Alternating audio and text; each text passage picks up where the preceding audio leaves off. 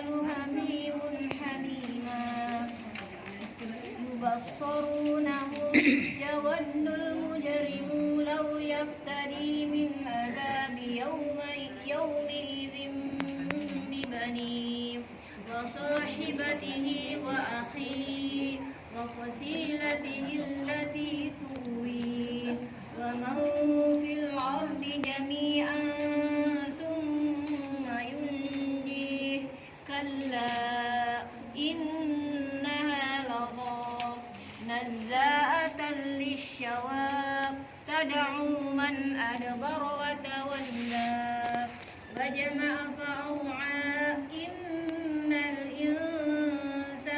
خلق هلوعا إذا مسه الشر جزوعا وإذا مسه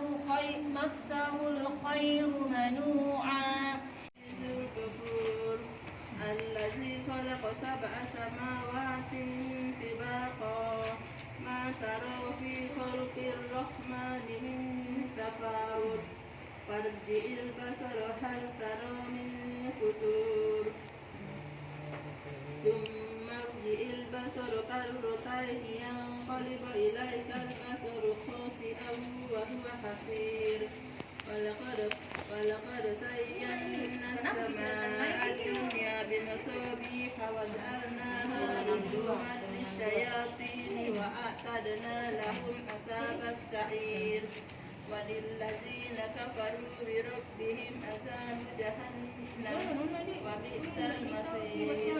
إذا ألقوا فيها سمعوا لها شهيقا وهي تفور تكاد تميز من الغيظ كلما ألقي فيها فوج سألهم خزنتها ألم يأتكم نذير قالوا بلى قد جاء